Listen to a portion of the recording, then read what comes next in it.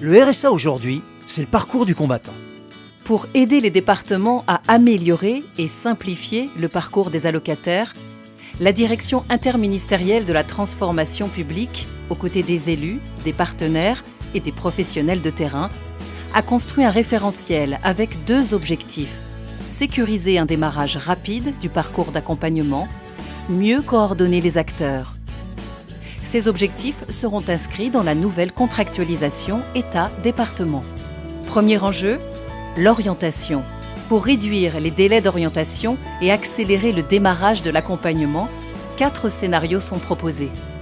Premier scénario, coupler rendez-vous d'instruction des droits et entretien d'orientation. Beaucoup d'allocataires se déplacent encore auprès de l'administration pour effectuer leur démarche. Pour les autres, il est toujours possible de prévoir un rendez-vous d'aiguillage. Deuxième scénario, un court entretien individuel ou une réunion collective qui accélère l'orientation et laisse une plus grande place au choix de l'allocataire.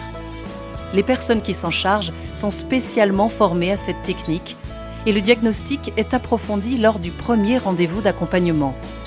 Troisième scénario, un diagnostic approfondi de la situation de l'allocataire dès l'orientation. Cela va être très consommateur de ressources, je n'aurai pas les moyens. Oui, mais l'accompagnement peut démarrer plus vite en tenant compte de ce diagnostic. Et il y a peut-être un moindre risque de réorientation. Quatrième scénario, une orientation directe sans rendez-vous, par un examen de dossier ou l'utilisation d'un algorithme pour une partie des allocataires.